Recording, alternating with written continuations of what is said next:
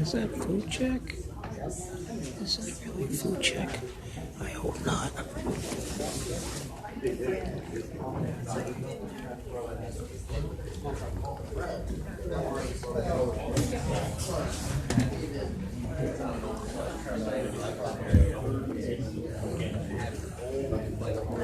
Food check. He's everywhere. Wow.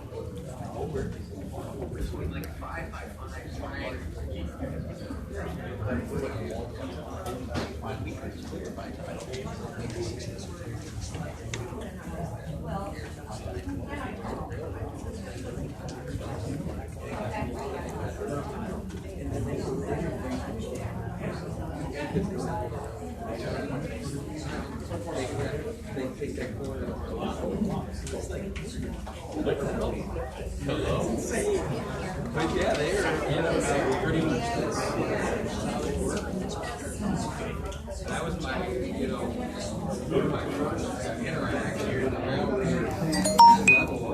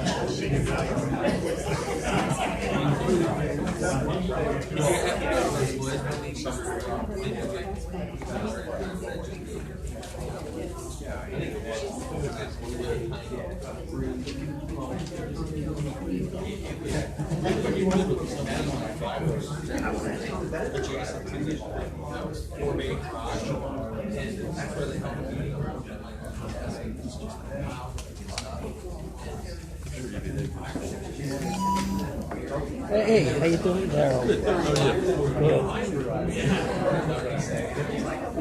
Good. Is food check on every committee dealing with? Is food check on every committee dealing with development in the city?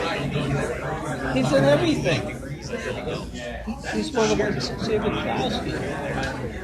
Norris McLaughlin, or whatever they're called. Norris McLaughlin.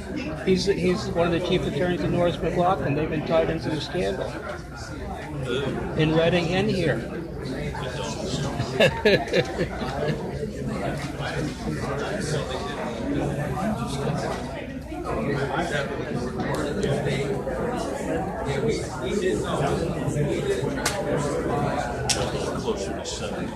Yeah, sure.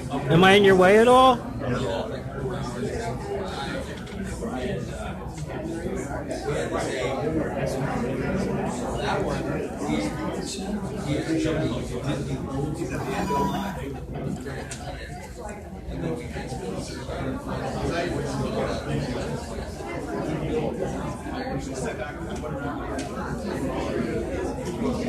I don't know.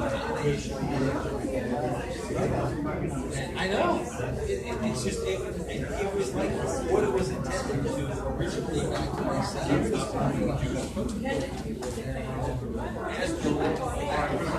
And then it came into this whole mess of, oh, well, construction as well.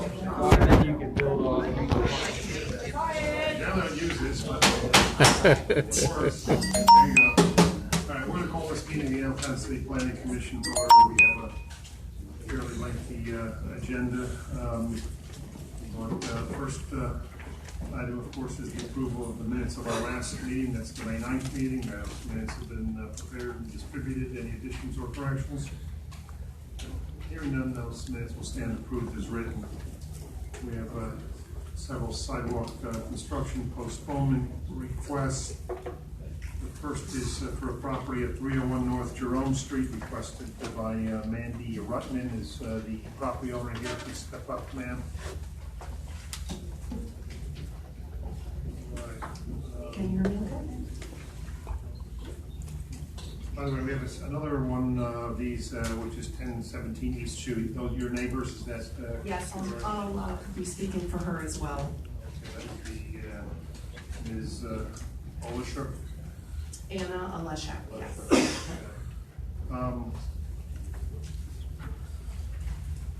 And I gather there's some road work that's being done in this neighborhood. Looks like is there curbing on this property already? So we're just talking about, not that we have any jurisdiction over Existing curbing is just sidewalk. Right. So your property has that slope. One of the photos looks like a tree trunk. There we go. Which frontage is that? Is that on that Jerome Street? No, that is on East Jew Street. I'm on the corner property, the little white house. So the sidewalk goes to Jerome, and then, So you have it on Jerome, but not on. correct, and I, Is the West Street, you're doing Shoe Street, so it's for Shoe Street.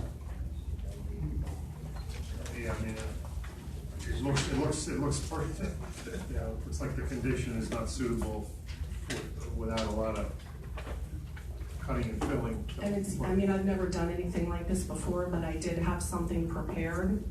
And you let me know if you wanted to hear that from either me or Anna. Short and pithy. You wanted to shoot If the it short? is, you can say your piece. Okay. Whatever you- Okay.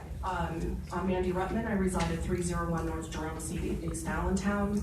This is in reference to the sidewalk construction postponement request. Pursuant to your policies relating to the requesting of a postponement, I've submitted pictures of my property, and as you see, as evidenced in the photos, a steep embankment exists along my property line that abuts Chew Street. In order to construct a sidewalk which meets all code requirements, the area along the embankment will need to be filled with compacted materials capable of supporting the said wall. Due to the sharp change in elevation between street level and yard level, a retaining structure would need to be built to contain the compacted materials needed to support the new sidewalk addition. Also, some type of fence would need to be constructed along the sidewalk to keep pedestrians from falling over the retaining structure. The magnitude of landscape work needed to accomplish this task would require a large investment on my part, an investment which is on a much greater magnitude of any other in the block. This proposed sidewalk on my property would begin and end with my property lines, as J Street was never completed by the city of Allentown. The uncompleted portion of J Street would be a steep embankment which could pose a hazard to pedestrians in inclement weather, etc. That's it's a well-stated argument. I think Thank it's you. consistent with the provisions of the ordinance that would allow us to grant some relief. And Anna's says the Let's same thing. just deal with these one at a time. I'd ask any members of the commission if they feel otherwise to say that. If they concur with my analysis, then I would take a motion to approve your request for a 10-year postponement. So moved. Second. Any further discussion? All in favor? Aye. All right, now you can make your pitch on behalf of your neighbor. Now, we were gonna get You did have good photos, right? These are better photos than we had in the packet. Okay. So perhaps you can orient us to where her property is versus where yours. Okay, well, Anna, you can see the little corner of her brick home there in the far right. We call it the sidewalk that leads to nowhere, because back in 1971, it stopped right there, and the city was going to, there were talks of putting an alleyway in between our properties. Is that your property to the left, the back? Yeah, that's where it slopes down. Okay. So we both have to maintain the grass. So, Always. so the notion of extending her sidewalk, even though it might be appropriately done from a construction perspective, just leads to the property where we just said there Yeah, shouldn't be sidewalk. Is that it leads to right? just an embankment, that's all.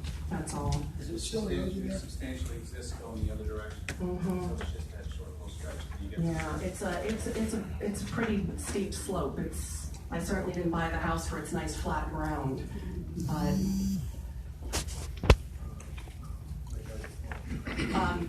I think it makes Well, sense.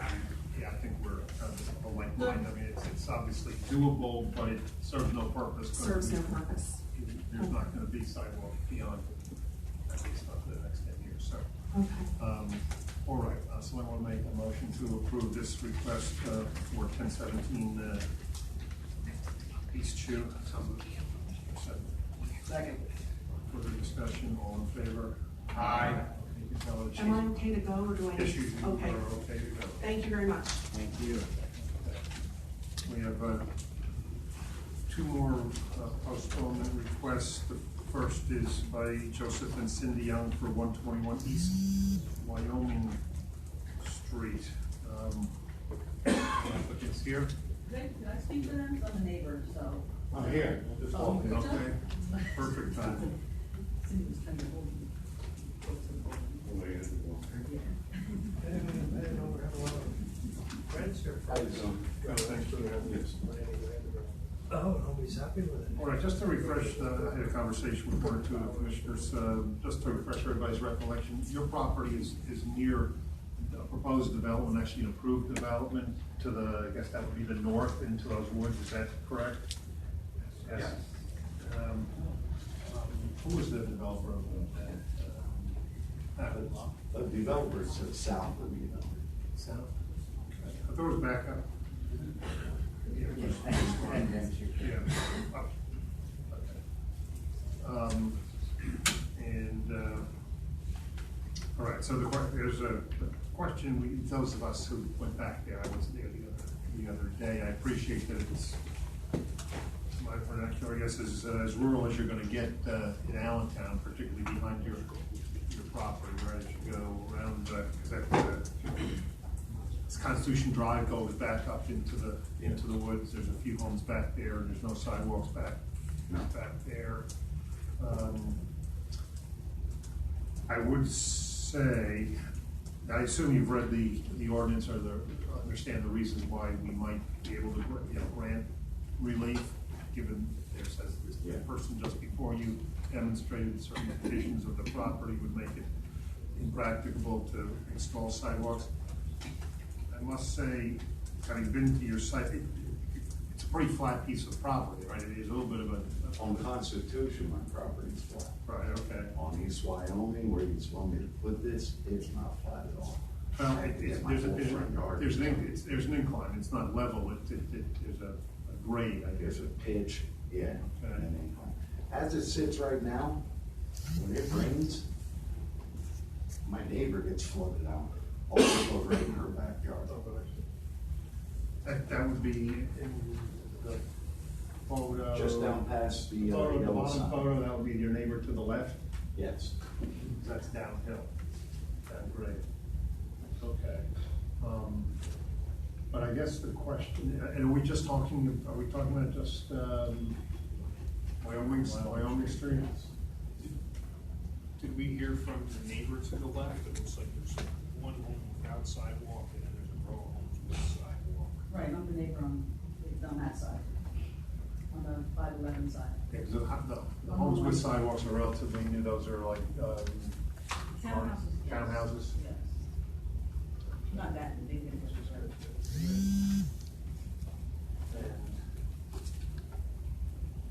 And what's the address of your property? 111 East Island. Have you submitted No, I actually didn't get any paperwork on it. I found out about it from my neighbor. I never received any paperwork yet.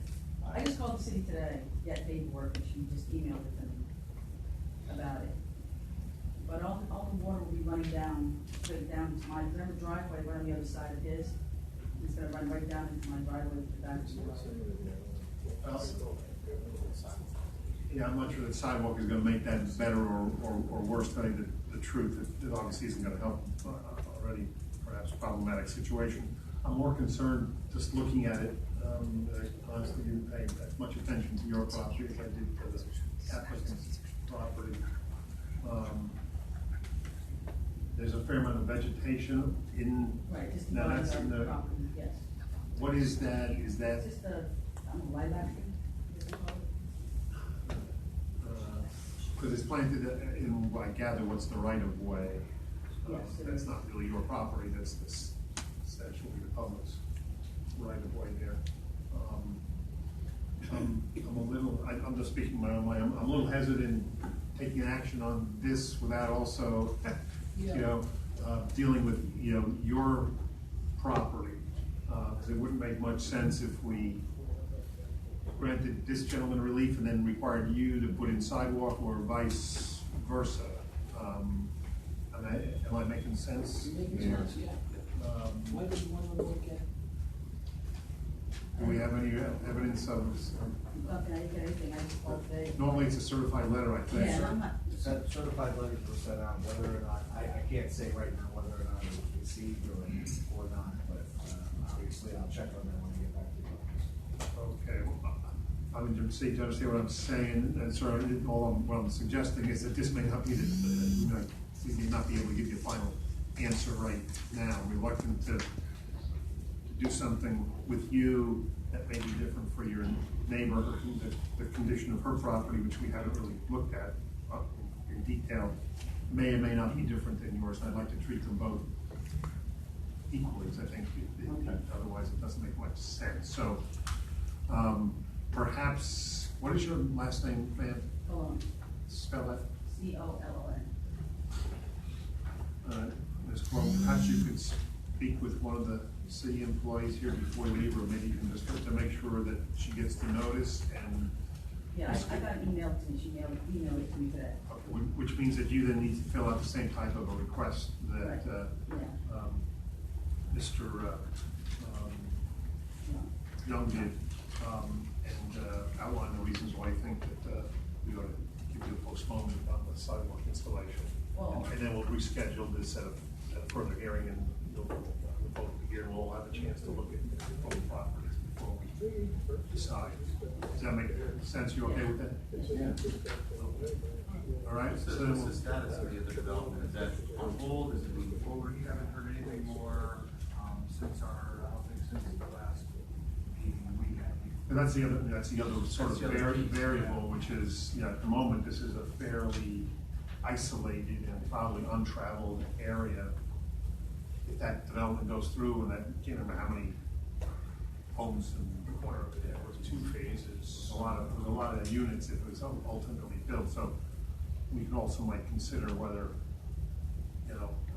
to tie in whatever we do here with that development. That development doesn't occur, and this area of town stays the way it is, there's not gonna be much need for sidewalk. On the other end, if there's gonna be a couple hundred units back there, people walking around, we might wanna. That project, I mean, it's been a while since we saw it. I vaguely remember discussing something with them about putting improvements in that intersection. Yeah. And of course, their problem was that access off, I think it's Albert Street, they were gonna use that, and then there was a dispute as to whether they really had the right, full width of that, access. I think that was. I thought we did give them a part, I mean, give a partial. We gave approval, we No, no, approved it, but- but there was separate litigation outside of our approval process. Right, but didn't it also come before us for postponement? That's why vaguely I Here's was a calling, question. we talked about this for the sidewalk. Yeah, but they can't apply it for somebody else, so. No, but I'm saying, is it, consistent with your, Well, let's, when these folks come back, let's pull the file on that and make sure that we're not doing anything that's inconsistent. All right, so you'll get notified of the next meeting with this, once Mrs. Khan has her paperwork in. We'll get you both in here at the same time, you'll have a chance to look at both properties. Thank you. Thank you. I apologize for having you in here, but I think this is the better way to approach it. Yeah, we're gonna take, should we take a motion for that? Second. All in favor? Aye. There's one more postponement request, 801 North Lacrosse Street.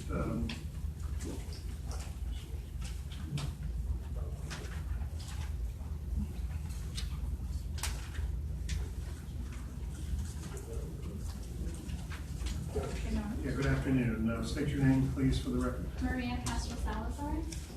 Okay.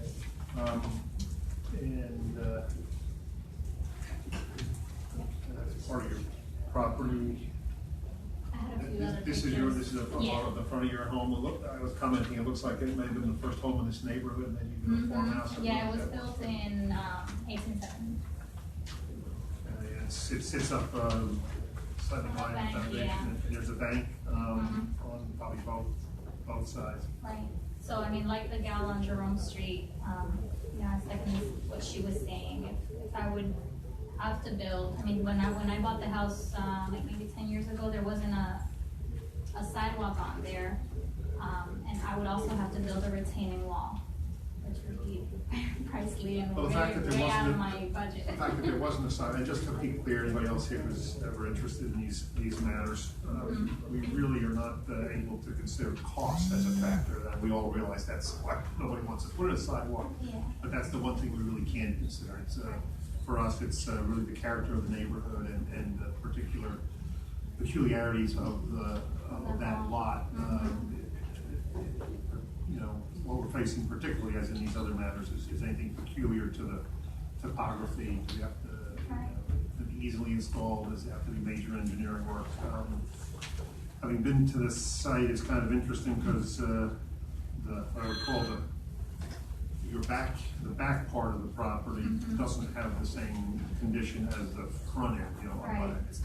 it's the foundation for the house that basically, to my eye, and having been on the site, suggests that it's going to be a little harder than most installations to put sidewalk, and you'd have to clearly cut into the bank and put a retaining wall there. And so the question is, you know, what's the utility of having a sidewalk go to the back of your house and then stop? All right, so, you know, I guess that photo shows, theoretically, I think, moving in that direction, upper left, that, I think sidewalk can be readily installed there, but it doesn't, now it goes right to the back of that bank next to your house. And there is sidewalk across the street, am I correct? Yes.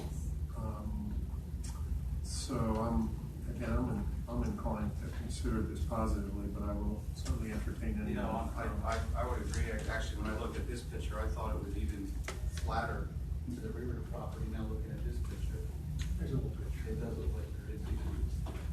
Just a question for city staff. Curbing will be installed here now? Yes.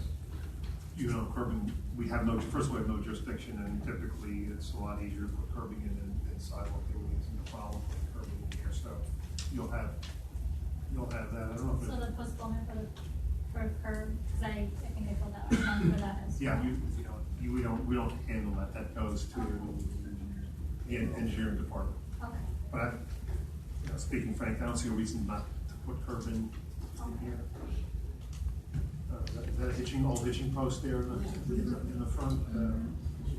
I'll have to work around that or move it or whatever perhaps, but I think we can grant your request on sidewalk, unless there's any opposition. If not, then I'll take a motion to extend it for 10 years.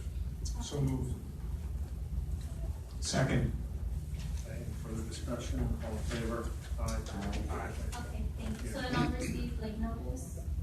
You'll get a notice on that, specifying the length of time that's extended. Okay. All right? Thank you. Yeah. Have a good day. Yeah, likewise. All right. Moving along, we've got a a couple of street vacations. They should be familiar to us as we've heard bits and pieces of them in the past. The first one is requested by John Troxel for a vacation of North Oak Street. Is that here?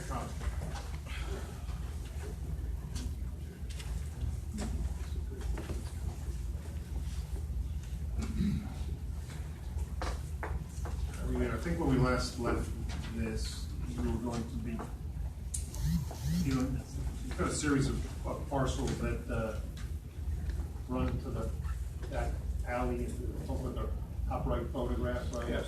And then that white building is your neighbor on the other side of the alley. Yeah, he's the one that wrote the letter. Initially objecting or whatever. Well, then I called him personally after the meeting, Okay. and I talked to him personally, and he had no objection to closing the alley, except you don't want to be reassessed for the 10 feet. That was basically his answer with a 15-minute phone call. And I said, I don't think you're gonna get assessed, and if you think you are, I'll buy it from you, and you don't have to worry about it. Then he said, you're gonna be selling it in a couple of years, and if you look at it, the building is basically on the curb line. So I don't, and the other guy in the back of me, to the north, he has 20 by 140. He called and wrote a letter. I couldn't get a hold of him, and basically he blacktopped the whole thing, and I don't even think he got a permit for it, but here or there, but I try to follow through with everything. Right, so. And you don't have a good view of, well, maybe you do. Yeah. I cut the grass there personally every 2-3 weeks, and all they do is pick up bags and bags of junk because they park their cars on our property, and you see the tree to the right, well, there's 2-3 cars there that are not inspected, not licensed. So what do you do? So who, are they at all affiliated with the white, the owner of the white building, or they just? No. The guy with the white building, he goes from Westminster back to whatever the other alley is back there. And the guy, East Clare, I guess that is. yeah, and then the guy to the north of me, he has, his land is like, I think 20 by 140, and I tried to get a hold of him to see what his objection was. Let me poll the room. Is there anybody here who is interested in this, particularly as an objector to the vacation of Folk Street? Nobody's here. Let the record reflect no objectors are present. And we all know what happens when the street gets vacated. Both sides accrete, get additional land to the center line of that alley, effectively barring the use of the alley as a thoroughfare. Because now you're trespassing on, if you went on that with a car, you'd be on somebody's property as opposed to an alley. But it sounds like. It's not really an alley, it was all mud. It doesn't, but it does look like something. Well, you know what happened? We put the water line in the front on Fenway, and we had a half a load of blacktop left. Instead of hauling it back and killing it, I laid it on and I put that in myself. I mean, does There's anybody, about 25, 30 feet of blacktop. but nobody uses it as a thoroughfare, as to get from one. No, it's either going across my land and whatever they gotta do. Could you help us understand again the reason you like it vacated? Why would you like it vacated? Last time you were here, that wasn't clear. For what I purpose? was, I had a health issue, so my daughter was here and he was. Right. I mean, well, for what purpose would you like the street vacated Well, I last wanna time? box it in and put a house back there and on the front, and then I can fence it in and I end all this mess all the time. So you're gonna redevelop the property and try to clean up the alley? Yeah, because what are you getting in taxes or peanuts? If I put 4 or 5 homes in, I mean, wouldn't it make sense for an alley to be back there if you build homes? No, we face one house on Westminster and 4 on Fenway. Fenway, 2 sets of twins. And you'll have parking through the front. I'll have plenty of parking. I built an Allentown here for, I don't want to tell you, but probably over 40 years. But I think what we're getting at is typically our ordinance calls for the parking to be accessed from the rear. Yeah. Wouldn't it be facilitated by leaving the alley serviceable? Yeah, I'm Mark Bradford. John has an approved subdivision for the lots on Fenwick Street, prior to any ordinance change saying that they had a parking in the back. That's already approved for 3 units or whatever along Fenwick. What we're looking to do is to close the alley so that we can put a single-family home on the back right corner near where the telephone pole is there. Put a single family with a drive-in garage on that corner. The other ones are already approved, so we put the single family home there, we don't want cars going up and down that alley, because we have no need for it. When were those plans approved? What year? Let's see, this was 2016, we updated it. When did we go back to the bar? 2014? Yeah. I think it was. And that was a minor subdivision, which Yeah. we wouldn't have seen, I guess is the point. Yeah. Staff took care of it. And I was kind of like, well, there's another story. There's a 20-foot on Westminster at Fenley, and it took over 2 years to buy that piece because the guy owed $27,000 in City Lane. That slipped through the tax sale. They don't even know. He never paid the tax or cut the grass. So to find him in Philadelphia and everything, we just settled that maybe 2 months ago. So that was, that's the corner lot that is in Westminster and Fenley. All right, well, so just to get to I think the issues at hand in terms of whether I asked you whether the alley is being used now. You basically say no, except for some people that dump some cars there. And with respect to the future use of the several tracks that you own, that would be to the lower left of the picture up on the right-hand side. You already have an approved development that doesn't call for a need for the use of the alley. And that went, that was approved by staff, that is fine. So I can't see a reason not to do this. Yeah, you put the curb and the curb cuts and everything in. Yeah, in the front, Fenway. So, It sounds like there still isn't consensus possibly with 2 property owners. I'm not clear on that. I mean, the gentleman with the building behind wrote to us he was not okay with it, but then gave a verbal okay to you. Am I understanding? The gentleman with the building on Westminster Street. And then there's also a property owner, is it the lot along Clare Street? Yeah, that's the one with the couple parking spaces. I believe they own a auto repair shop across the block heading towards Hanover Avenue. And they park all the junk cars down there that they're working on. So, we don't know how that place used to be gravel, but now it's a parking lot there. And then whenever they bring stuff down, they don't have room to just park their dumping on John's lot. Whether it's on your lot or it's in a city alley, they shouldn't have the cars there anyway. So if they were to grant you vacation, they shouldn't be there one way or the other. Whether it stays an alley or it's your property, they shouldn't be dumping it there. So well, it's a big they hassle to get a remote delivery. So 223 you do not own, 223 Fenwick you do not own, that's one of the questionable owners, right? That's the one with all the parking. Okay, so 223 Fenwick, which is a corner property at Clare and Fenwick, that one we don't know what their position is, or do we do have an objection to this? No, we tried to reach out to them, city staff did, and we were not able to reach that owner. Okay. We tried multiple times. The individual that owns the building on Westminster, we reached out to them. He did, after speaking to him, he didn't have an official opinion to us one way or the other. He wanted to stay out of it. Okay. which one's that? That was the- one building, the- the other- this assessment increased. The assessment doesn't get increased by these vacations. 223, if that's at the end of the block, by virtue of this, 223 will get to the center line. It's not like we're landlocking anybody if we did this. Right, I think the evidence shows that he's pulling out directly on Right. East Clare, so he's not affected by the alley. Again, I think we probably ought to move this, if somebody was really objectors, they would be here. Right. So, anybody in the audience interested in this? All right, hearing nothing from the audience, I'll take a motion to approve recommend the street vacation. Well, I'm just wondering from a point of order, if it needs to be removed from the table and then voted on, or the fact that it's on the agenda means that it's been removed from the table.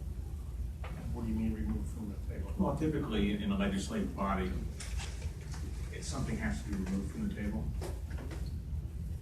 And I know we don't do this that often, so I'm merely asking. I'm happy either way, but I would. Oh, I see, but that way said, because it was tabled? You know, we took an action to table it. I don't think we've ever done that. I mean, Okay. I'm not saying it's not somewhere in Robert's Rules of Order that needs to be done, but we table a lot of In things that that come case, back. I'm happy to make the motion to approve the vacation. Is there a second? Okay, I appreciate that. Any further discussion? All in favor? Aye. Approved. Thank you. We have another street vacation that we're revisiting. This one is North Lawn Street, requested by William and Ludmilla Choma. This is a lean, that's all correct.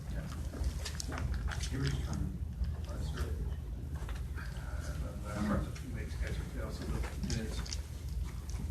Yes, Mr. Canaro was here the last time. Anything happened in terms of discussion or re-meeting with some of the neighbors? Yes, we have an agreement, we have copies here for you. We want to record it at some point, but we're asking that you approve our agreement and recommend to City Council that the vacation result in an uneven distribution of the paper street. So I've got some drawings attached, and in essence, what we're asking for is that the stretch of North Lawn Street between Mr. Chilma's property and Mr. Coates' property to his right be divided with 15 feet going to Mr. Chilma, 5 feet to Mr. Coates. To the property line with McDermott, is that the other neighbor? And McDermott's the other property, and between McDermott and Chilma, they're asking for an equal distribution. So that would be down the center line. Can we do that as part of the vacation, or does it get split and then they have to I mean, I'm not opposed to it, I'm just, does it just have to be done the way it's done, and then they would have a private. I think you just vacate it, I don't think you make a distribution. Right. And so I imagine if you want to memorialize it, not do some kind of deed. Yeah, but it is a little more complicated than that. I mean, we wouldn't, and we certainly weren't prepared last time to approve this because we knew we were creating a problem. This is a solution to that problem between the neighbors. The question, I think, is, because as you point out, all we do historically is all that do what we do, we'll recommend a vacation. It's by operation of law that the property expands to the center of the alley. I imagine that City Council has the right, if they had an agreement in front of them, to modify what otherwise would happen by operation of law. I don't know if that would require a deed, a survey, or meets and bounds, other than the little plan you etched out on the grass paper here.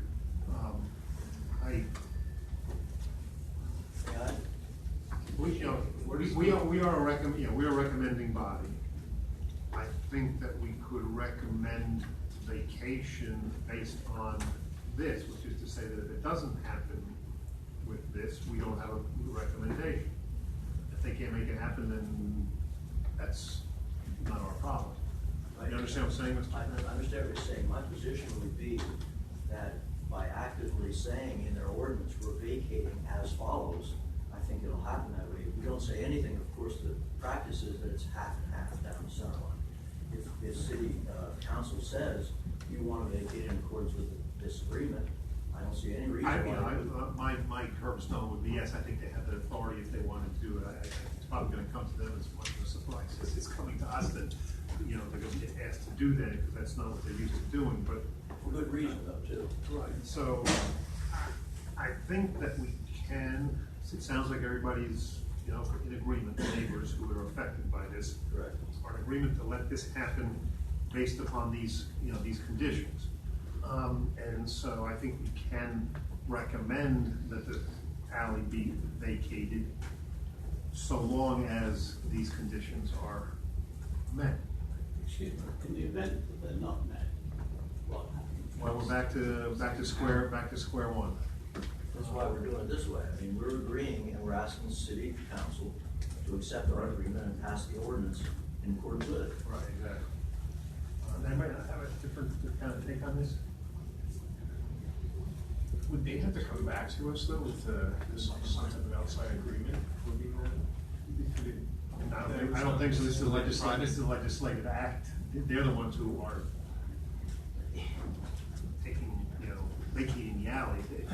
They vacate it with the specific notation that this is essentially the meets and bounds, or at least the limits of the vacation. And I think, you know, that's what they're appropriately have authority to do. I don't think they have to come back to us. I mean, we're just a recommending body on this. We're recommending a little bit of a twist than what we normally do, because of the nature of the, you know, of the issues on this plan. As you recall, there was a retaining wall that already exists that was going straddling the center line. So to avoid future problems, this is our agreement. I think it's a wise thing to do, I'm just not, I can't guarantee what reception you're gonna get at city council. You know, it almost seems to me like a conditional lot line adjustment plan is almost like a potential course of action, and that lot line adjustment is conditional on council vacating the road, and council vacates the road, conditional on the pending plan that adjusts the lot line. I mean, somehow there needs to be a mechanism at the end of the day that changes the property line in a unique manner, as opposed to just straight division. So, well, I don't want to make it sound we're passing the buck. I think I think we should approve this conditionally, or recommend it conditionally. If they end up going to the city solicitor's office or whatever to figure out how to draft the ordinance, I mean, you may call on you to help with now, but I think from our perspective, I mean, this is not like the one we just heard. This is not an alley that anybody's has the possibility of using because of the way it's been developed with this built-in pool and retaining wall. So I think we're well within our jurisdiction to recommend that it be vacated, but subject to Well, this. would it make it simpler if there are two lots starting to show the property, and if each of us applied individually, would that make it any different? Probably not. Because once it's vacated, it just gets split. So whoever requests it, it happens. My only suggestion was it gets vacated and then the lines are corrected properly, but the chairman is suggesting is to allow it to just go in one step to city council, and if they'll approve it this way, then. That's our request, yes. All right, so, again, anybody in the audience interested in this particular application? See anybody? All right, so, why don't somebody make a motion to recommend to city council the vacation of this section of North Lawn Street, conditioned upon the lot line adjustments as described in the agreement between the parties dated June 8, 2017. Good job. I'll second. Any further discussion? All in favor? Aye. Thank you. Thank you. We have this for the fund? No, we don't.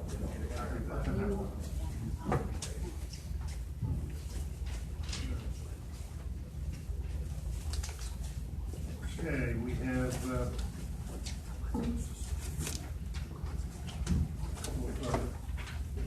development matters.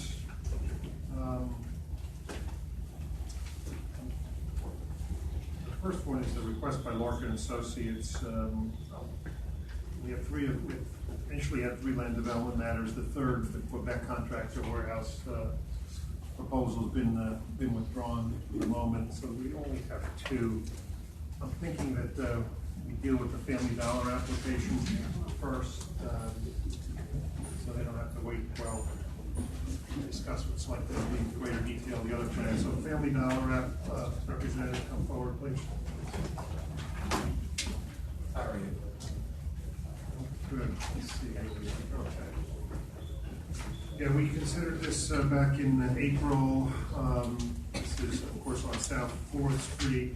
There was some matters of parking, location of dumpsters. Maybe you can talk about the modifications you've made to Family Dollar. And I don't know if you have a copy of the rendering, but I can hand out copies.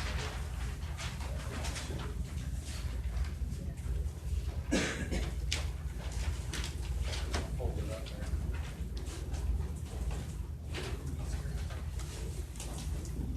Oh, Just look, step up. Continue all. and if I didn't ask you before, Yes. state your name for the I will. record. My name is Mark McGrecky. I'm with Pantera Engineering, and we are the civil engineering firm that represents the applicant Moonrise. I think it's just Moonrise. Anyway, the last time we were here prior for the South Jude Street Alley vacation request first, and that has since occurred with council, so that South Jude Street, that's on the rendering right now, where the existing hedgerow is between the back of the Family Dollar and the neighboring property, we have another 10-foot now, so that takes us to a compliant 20-foot, and then the landscaping that we're proposing, plus that existing landscaping would serve as the buffer, and as we know, we weren't removing that buffer. Some of the changes that we had made to the plan since the last time you saw it, I believe the dumpster location has been adjusted out of the front yard setback to the maximum point we can, to where we can still access it and use it functionally. But it's probably been adjusted a good 15 feet back from where it was previously. There was a suggestion the last meeting about determining whether Family Dollar could put a compactor. It was looked into, and we were told we're not allowed to use a compactor in this location. Yeah, continue, I'm sorry. That's fine. I think beyond that, there might have been a few minor dimensional changes to that access drive that's below the Family Dollar where the loading dock is going, between there and the dumpsters. We widened it a couple of feet. I think we were 22 feet, now we're 24 feet there, just to comply with the zoning more than anything else. And then we removed the last 3 parking spaces that are adjacent to the Family Dollar at where the access comes in off of 4th Street. PennDOT did not like those 3. I don't know if I mentioned that the last time I was here or not, but those 3 spaces were requested to be removed by PennDOT through our HOP application. And so we are showing a total of 24 spaces on the plan now as opposed to the 27 previously. Beyond that, we did adjust the locations of the sidewalk, out in front on 4th Street where it crosses, but most of the changes that we made were, probably not that visible to, what you're seeing, and we're showing replacement of that 4th Street sidewalk as well. But beyond that, we still have zoning hearing next week, continued from our last zoning hearing. And that should just be for the special exception to reduce the parking. What are your, like the code, what are your, 30? The code requires 36 spaces, 1 per 200 of the sales floor area. You had 27 and now you have 24? We have 24. And we've developed stores, we have one in the city of Allentown that just recently opened that has 19 spaces, and that's a 9,100 square foot store Here we've also developed one in Mahanoy City in Schuylkill County that we had 25 spaces at. We've developed one in the borough of Warnersville in Berks County that had 21 spaces. So really for Family Dollar, 20 to 25 spaces is what the national, what they require as their, their sweet spot. If they can get more, they can get more, but. I recognize you're not the developer, the client. How many employees work in one of these stores? I only know how many are typically on a shift. I don't know how many they hire, but yeah, on a shift. How many spots are going to be dedicated to folks who work there? We say what we estimated when we gave the information to the zoning hearing board, we said 4 to 5 on a shift, including the overlap that you have between shifts. You might only have 3 on a floor, but we accounted for up to 5 in our calculations when we looked at that.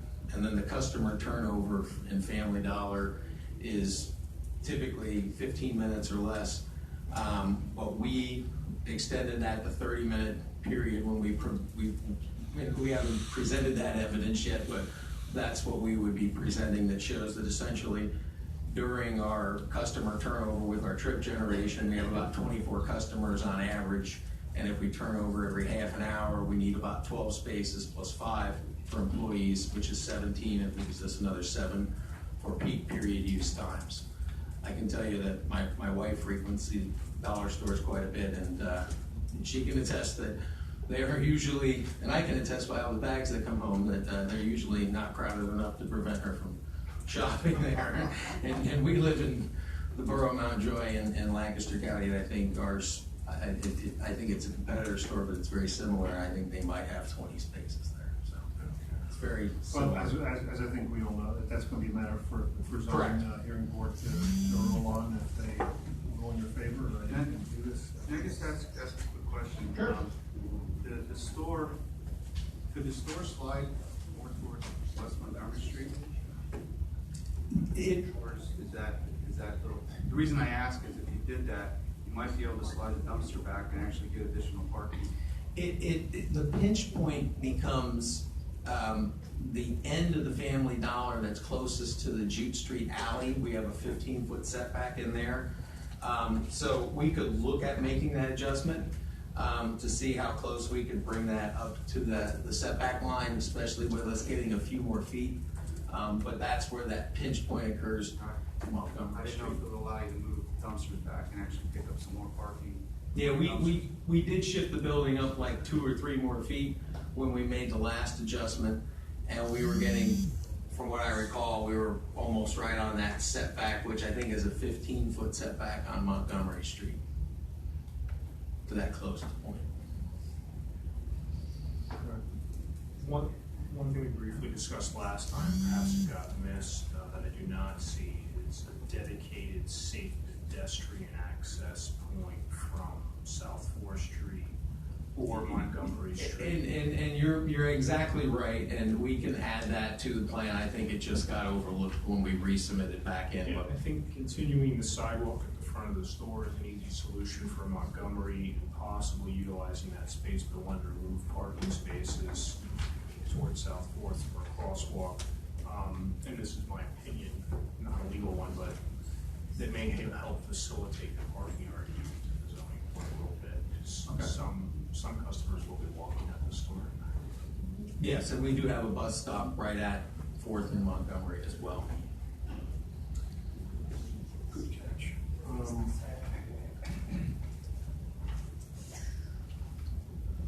Yeah, there's a comment letter dated June 12th. Have you reviewed that?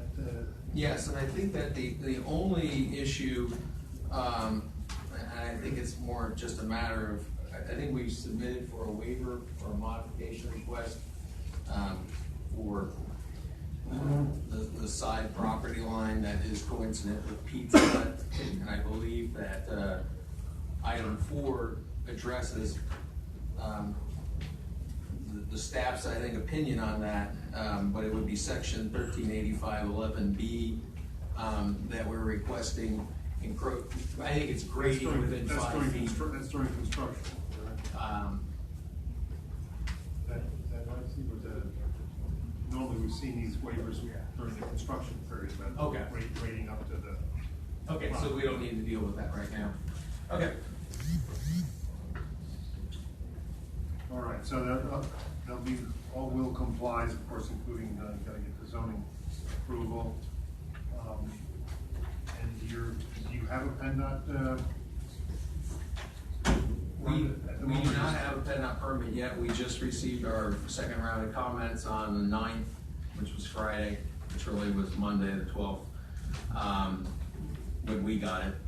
And there's a handful of minor things that are mostly the dates on RC standards and a couple of other minor notations. We've worked out all the handicap ramp, all the access issues, and all the sidewalk related issues. It appears that's all largely resolved at this point. So we anticipate submitting back to them by the end of this week and should have that permit in hand thereafter. Okay.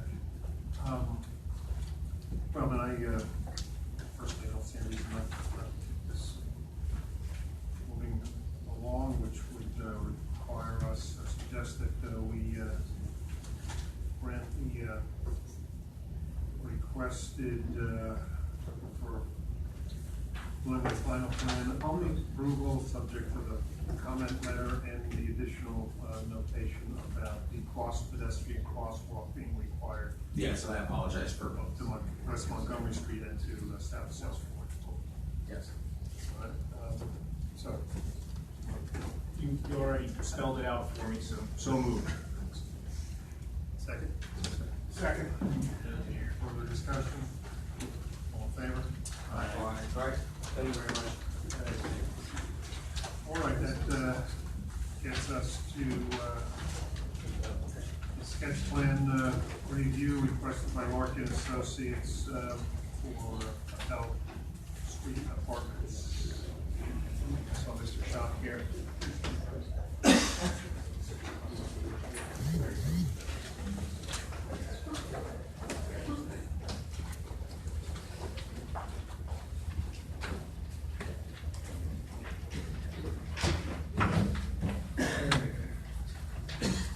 How are you? So what's new? A lot's new. If you looked at the plans, you'd see how new. So I'm sure it wasn't that long ago that we were here.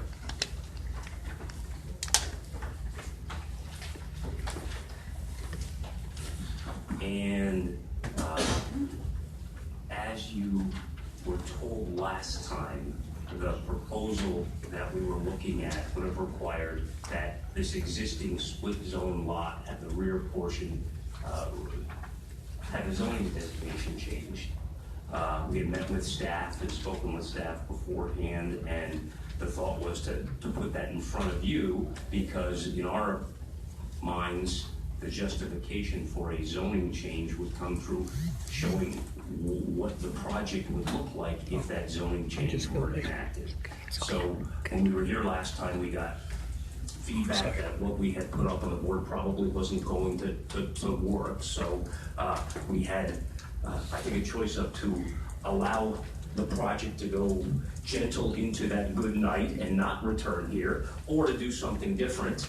And we've done that. So I think there's three things I'd like to touch on if I could, because they seem to be the three largest components of where there was concern last time. And I'll tell you what we've done on those, and I'll have the professionals who know better on those aspects chime in as appropriate. First, there was 216 proposed apartment units on the last plan.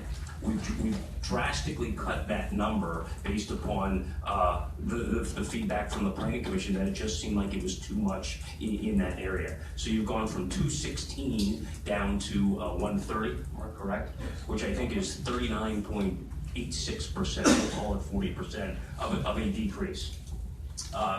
Second, and I'll have Rob Hoffman give more detail on this. And the question was, well, what kind of traffic would be generated if you had a by right plan And how does that compare to your plan? Well, we did that, and it would have been less than the plan we proposed last time. Explain for those who may not know what a by right. Sure. By right plan. The by right plan means a plan that would consist of a housing mix that we would be permitted to put on that property with the current zoning. In other words, we wouldn't have to ask the city to change the zoning. It would be your RML and your RL. What could you build on there if we decided not to give you any relief?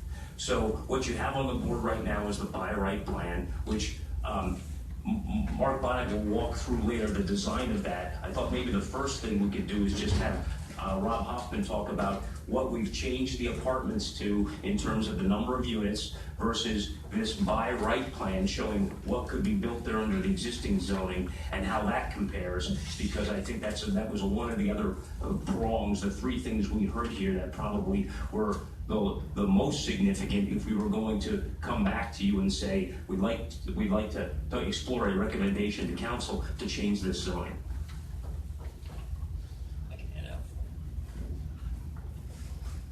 Sorry. No, you're okay, really.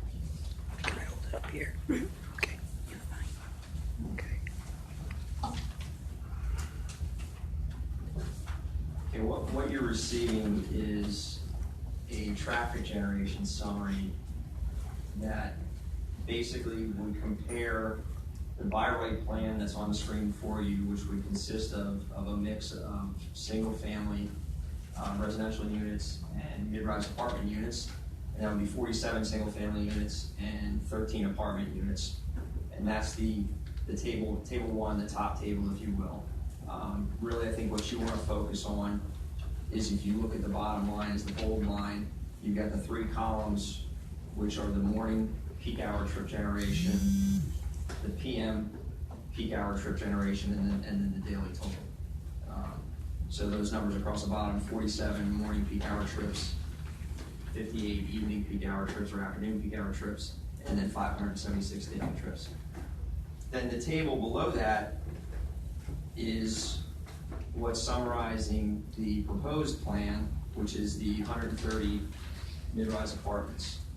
And you can see there the morning trips are 40 peak hour trips, which again compares to 47 on the by right, so 7 less trips.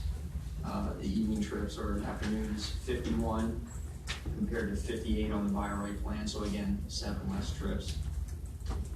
And then the daily is 510 trips, or 66 less trips. So, if I can state the obvious, I found it to be surprising.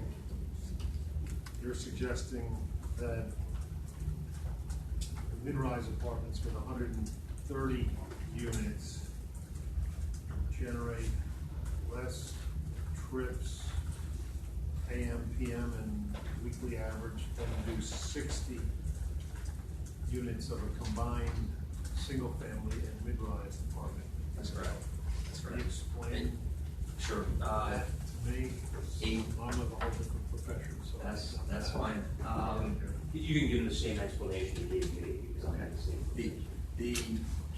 The single-family traffic generation is higher than an apartment type use or even a townhouse type use because of, for the most part, for obvious reasons. You've got a family environment, so you've got many times dual people going to work. You've got the kid component, so you've got traffic associated with taking the kids to and from school, errands throughout the day. So again, if you remember last time, we kind of talked about where do all these numbers come from. It comes from the Institute of Transportation Engineers, their trip generation manual. Your profession's guidelines.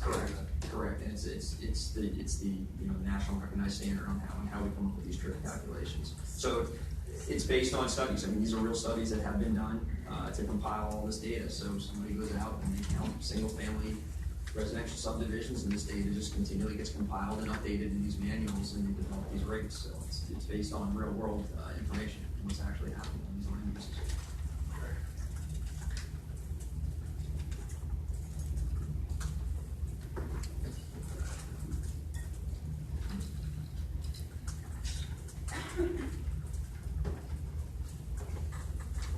questions on the traffic? I mean, no, other than, you know, the first two comments in the sketch plan letter, and I don't know if we're jumping to that yet, does just question some of the accounts. Do you have any?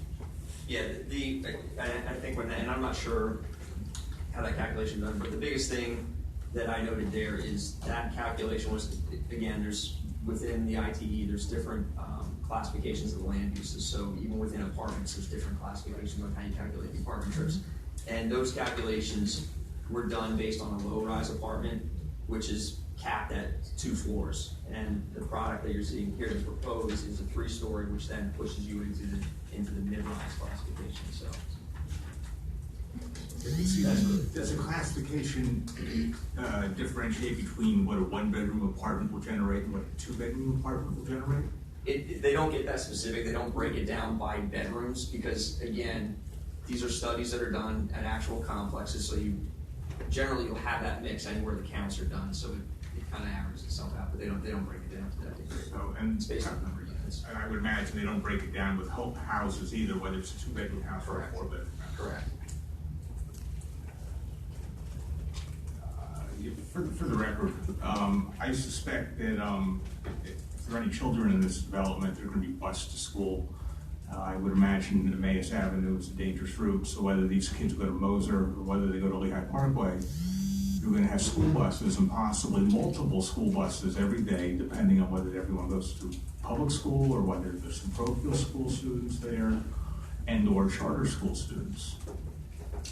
Clearly, this is not a walking neighborhood for elementary school. There's no requirement, as far as I know, for transportation for middle school or high school students.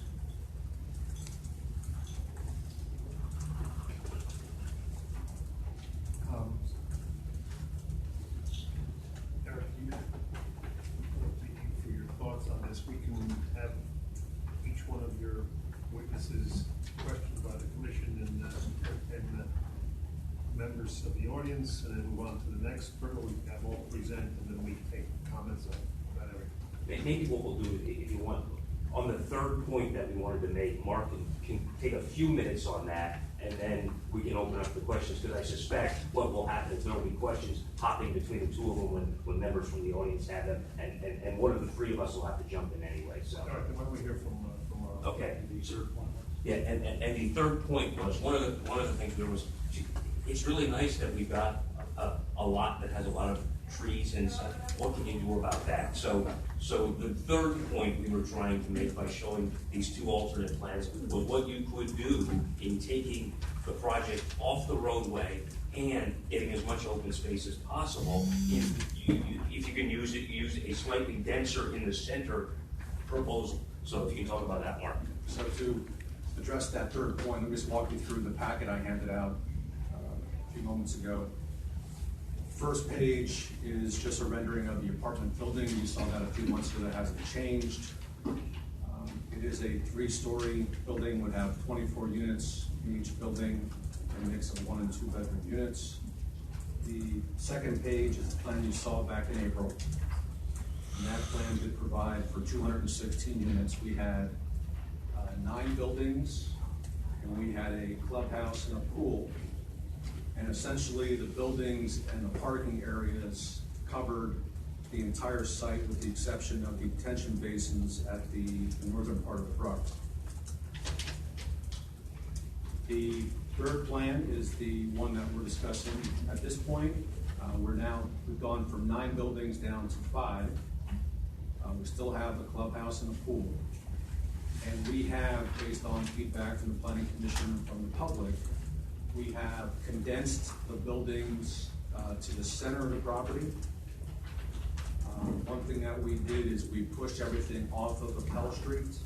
So the closest building to Appel Street would be 112 feet away from Appel. So for people from the neighborhood, if you can imagine the homes that are adjacent to that area, this property is being developed so that they would be essentially behind those homes. So someone who is walking on Appel Street would have 112 foot of open space before they got to that first house with a clubhouse. In addition, we were able to The buildings being the center of the site also take us away from some environmental sensitive areas as well, steep slopes, et cetera, and overall provide for a much more condensed footprint. From a site mathematics perspective, this new plan would have 65% open space. So 2/3 of the site is going to be preserved as lawn or open spaces in perpetuity. For an apartment complex, that is very unusual. A little apartment complex might have 10-15% open space. So it's a very different type of an apartment product. There was also a question raised by one of the existing neighbors that accesses their home to the rear of the property using the existing road that provides access to Ms. Borzak's house. You know, can we provide them with access as part of this plan? Now, that homeowner has an access easement through our property. It's not defined as far as where it has to be, but it does require that the Borzaks provide them with access. Their home is at the rear of the property up near I-78. The new plan provides for a loop road across the entire property, around the entire property. So we have a number of points of access we could use to give them a driveway connection into that loop road. The last thing I would point out as far as the by right plan, it's a mix of apartments and single family. This plan, if done without any ordinance modifications, would enable a developer to essentially develop the entire property. So as opposed to having 2/3 of the site preserved as open space, if you went by right by the ordinance, our applicant or somebody else could develop essentially the entire property with homes and apartments. They would extend all the way to Appel Street, and you would not have any open space preserved as part of that plan. So that's the comparison I think we're trying to address as well. This may sound a little technical to some, but you obviously, with the by right, you, I think, determined that to depict the maximum number of lots that you could put Yes. on that site. I understand why, certainly. I'm wondering, because I see several cul-de-sacs, your Saldo has a limit on the length. Do you consider, are they in compliance with the city's cul-de-sac? I think they are, yes. I can't remember what the length is, how long we allow cul-de-sac without some special relief. The 300 for 500. That's probably. Yeah, No, that's the question. The 500 is fine. All right. Yeah, and I mean, you know, we weren't trying to be cute about it, Jamie. I mean, that's what you typically do when you compare something No, to the by right. I get it. I just want to make sure that when you're doing it, It was you're truly not a by saying right. that would require relief. Sure. Otherwise, because you're saying it's by right. Yeah. Is it really by right, or? To the best of our knowledge, it is. I mean, and based upon the comments that we weren't aware that it would require that relief. And there are things that would happen as part of a design and plan review process. This plan would change, but the end result would be that there would not be any open space. You would cover the entire site with dwellings or apartments, and you would have those dwellings that would extend directly adjacent to Appel Street. That would be a different view for someone who would be in the area as opposed to a plan that has 2/3 open space. Well, you've obviously put some thought into this, some strategy even. So, I guess I'll open up first to the commission before we take comments, questions from the audience. Could someone from the city staff please just walk me through, because I don't have any profession, point 2 and point 3 about the traffic difference. Explain that. Yeah, we didn't get any calculations when the sketch was submitted, so we took it upon ourselves to at least try to get an order of magnitude. We looked at the ITP design condition. Can the audience hear? I'm asking the audience, can you hear him? can't hear you. Oh, okay. Thank you. There you go.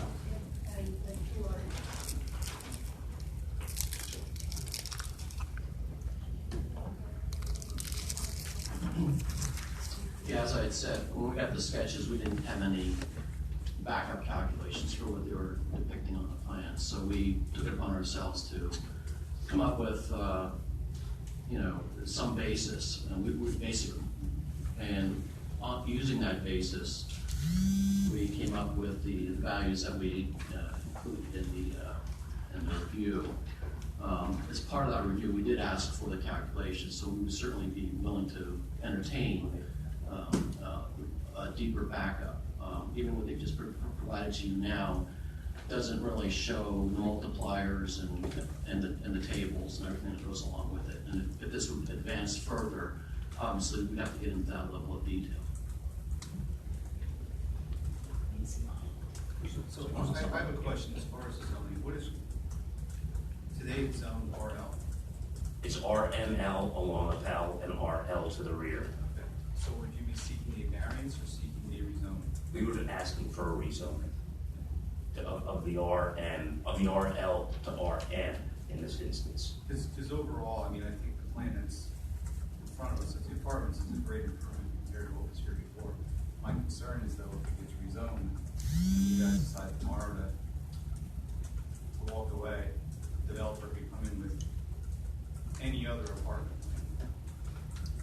And it wouldn't be this plan that takes into account all of our comments, the density, everything. You know, I don't know how we tie that rezoning to this plan. Right. I like what you've done. I understand your logic as far as the traffic. But that would be my concern. If we even went down that. If you went down, yeah, I've done at least one other project in the recent past with that similar issue, and I can certainly explore with the city how that one was handled to try to contain the risk of just things going awry and someone flipping it and turning it into something that you didn't want, which is doing a lot of the work on the front end to show what would work from the land development plan proceeding number one, or number two. There's certainly, as we had thought about before, there could be some other constraints put on this project that would limit what you could do from an apartment layout design as part of, if the rezoning were to be granted. It's just, we'd love it. I mean, if I thought you could go in for the variance and make that the use and make that case easily, I probably would have done. But in our opinion, it truly does look to be appropriate if you've got some kind of. I mean, what this ends up being is a little bit more of a cluster apartment that might not be accommodated with the way the ordinance is right now. If you change the zoning, you're right. Theoretically, it's apartments the way any other apartment complex looks. And what we're saying is you end up with something much better because of the unique features of the property. It's already split zone. If we can work something out where you can cluster these and make it dense in the center of the project. So we'd be willing to work with the city on some modification that wasn't maybe just a pure make it RM. It could be something else, but certainly that becomes compatible with this. And as you know, as we showed the map before, this area of the city does have a lot of zoning districts and a lot of rents, and it's got a lot of denser apartments, for example, on what would be, I guess, the west side of these residences, and we're not looking to do that. We understand the point. Last time we understood the concern with trying to at least preserve some of the physical characteristics here, but obviously from the developer's perspective, they develop apartments. They thought this was a great location because of the proximity of I-78, what they felt is a need in this area of Allentown for the product that they produce. So you got to try to somehow pick the right course. Could you say talk about the open spaces to the exterior? What exists there now and what will it be converted into? Because it looks like lawn. What's there now? You have to make it all lawn. Presently there's a single family house which is on the property. That is located to the south of the property, with that one label says open space to the south. That's where the house is at. And there is a driveway / street that extends from there and goes around the side of the property and then ties back into a L. So the balance of the property besides those improvements is currently either meadow or wooded areas. That's how it's there. But you're asking when it's done, what would be left as? Yeah, Be proposed. do you need to, whatever's there, does it need to be clear to make lawn or? So I think what you're asking, if you want, maybe this area be left in the wooded state, and what would the other? The natural features of the area, and if I want to know what those are. Yeah, so we haven't designed a plan yet, okay, but, based on this concept, the majority of that open space would remain as it is today. So if it is meadow today, it would stay meadow, if it's wooded, it would stay wood. You only show green to designate the open space, not the character of the open space, correct? Yeah, we heard some testimony the last time about one of these property owners up on the hill had donated his property to was it the Conservancy? It wasn't to the city. The city doesn't know it, but I think it's owned by the Valley Conservancy. Is that right? Is that what you're? Yeah, that's our property. Yes, what's the answer to that? If I may show you what you're talking about, I think just. As a landowner. That's just everyone's property. Right now, to answer your previous question, driveway comes around, kicks off into Gardner's, comes up here, and our house is approximately here. This is all wooded. This is wooded with overgrown Christmas trees. It was Christmas tree farm. Right now we're losing it. The uprooting are falling. And my husband just went through surgery. The day before he went through surgery, we were cutting up trees to get it out of the way before he went through that. This is owned by the city. And this was purchased through a state grant for water conservation. So they were given money so that they could buy this property to preserve the water. I don't know exactly where it's at, but here's the subway. Over here, there's another park, there's water, and they bought a lot of that land to preserve that. How does the city get access to that? They use our driveway. But I mean, is there any kind of, if this were to go through in any way, shape, I or think form? there's a recorded easement somewhere around here, but it doesn't really hit a street. What happened was, this driveway was built in the 80s, I think. Jan would know better. Their driveway actually went down here, but when they widened 309 and 78, PennDOT moved their driveway. And I think it somehow tied with that. But I do know when they do need to come to our property, they just drive in the driveway. Your home is in the middle of this. Home is approximately here. So is this property under agreement of sale with this? Yes, with Larkin, so the equitable owner. And it's a special purpose.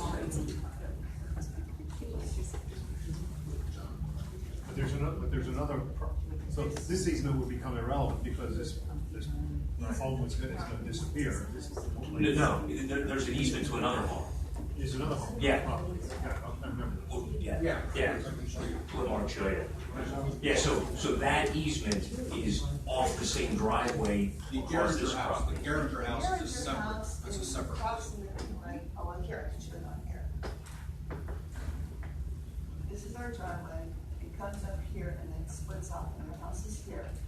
This is city property, our house is right here, underneath the where it's part of the location. It's all wood. So the Geringers will continue to They have an continue easement. to have access to their lawn. I think the city would need access to their own. It might be the same situation then, that you come in on that The city. upper road and then branch off. The city needed to get to this piece, and they just drove out. It'd be easier if we change places. Just a work road, because we've been cutting trees and things like that, that have been fallen, and they have been using, they just come in. Help I themselves. raised that point about I say conservancy, maybe in fact is the city. I mean, somebody, an authority to the council may look at a request for rezone, and donate some of that to the city to remain as parkland and open space, whatever. May impact, they're throwing it out there now, I don't know, but, Yeah, I mean, we can certainly look at it. Like I said before, our goal here was to show you theoretically what someone could do with the way it's done now, and what we think is a better way to proceed.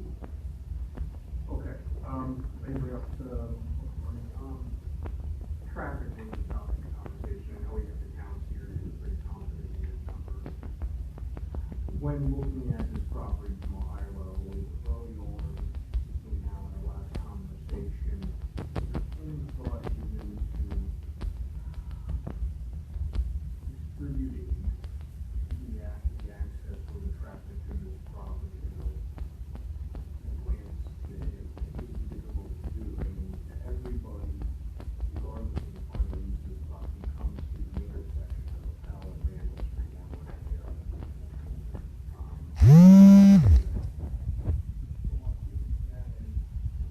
down right there. Well, yeah, there's been some thought given to that. My understanding is that access to the Pell is as you described.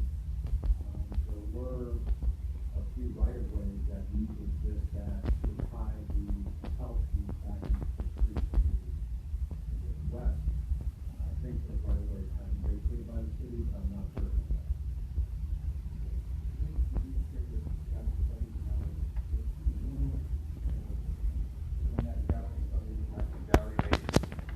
All the intersections and the level of service. I mean, and then if those level of service drop, then there would have to be recommendations. Yes, understood. Yeah, and understandably, that would apply whether we did the by right matter or the parking plan, right? I mean, you're in the same situation. Presuming that they're roughly the same traffic, you're really in the same situation, other than, and I don't know the answer to this, Rob, if depending upon what you saw, whether it changes the character of the improvements, I don't know. But, I mean, if it's roughly the same amount of traffic, does it matter which way it's developed from a moving standpoint? No, you're looking at the, you're looking at the critical piece anyway. Right, so, yeah. That's really the,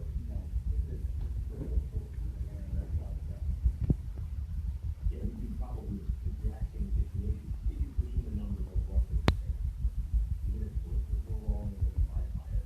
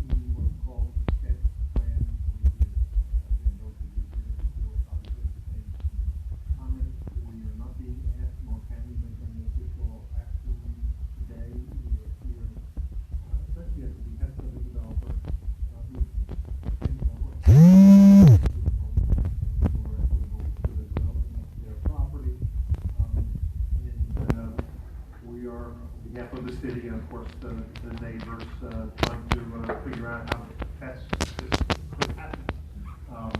So, ma'am, state your name and address. My name is Carol Wagner, and I live at 2612 Appel Street. We live at the corner of Appel and Randall Street. We're directly across from Randall Street at that corner. My question is in regards to traffic, and I was wondering if there has been any current study of the current traffic at that Appel Street location. Based on what I see At that location, we might see maybe 3 cars, maybe 6 cars per day at Appel or Brandon. All told, coming down Appel Street, we might see a total of 20 cars at that street intersection.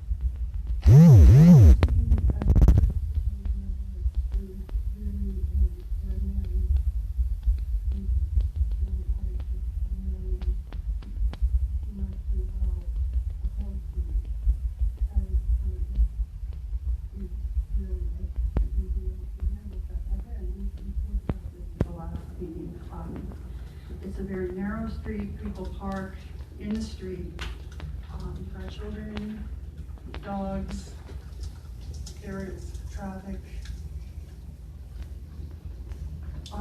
It just doesn't seem like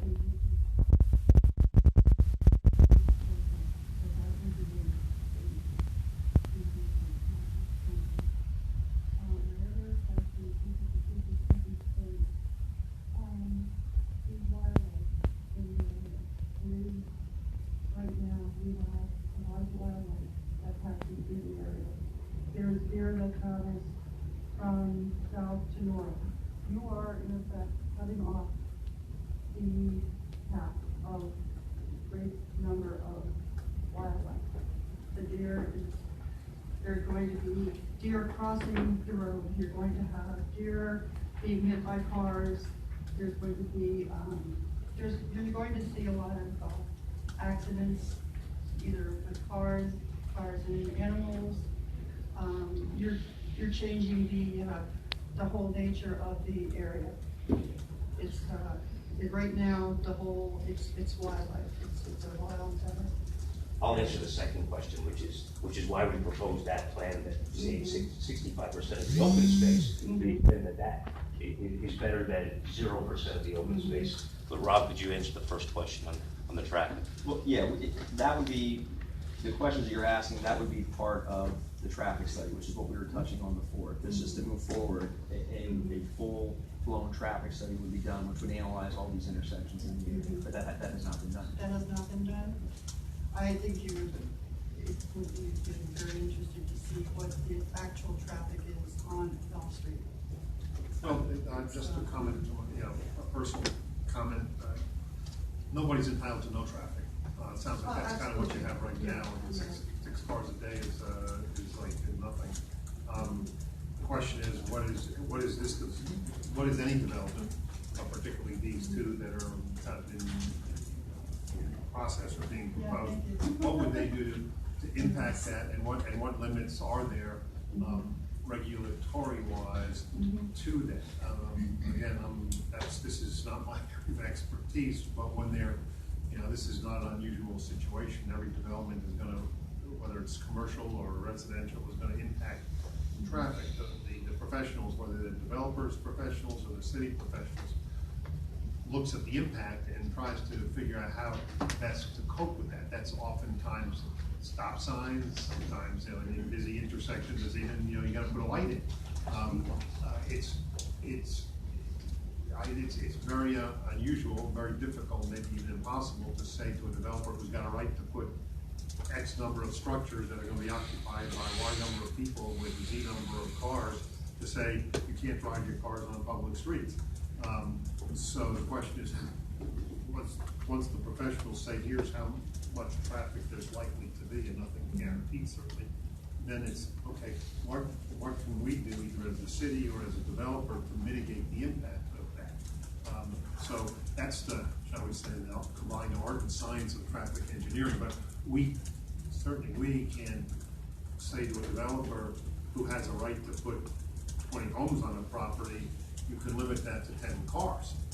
In fact, it generally goes the other way in terms of how many parking spaces you need for, multiple parking spaces for a living unit. That's kind of how the planning codes work. So we all hear what you're saying. This is a neighborhood that's kind of been tucked away for many years. You've kind of gotten used to the peaceful, bucolic lifestyle.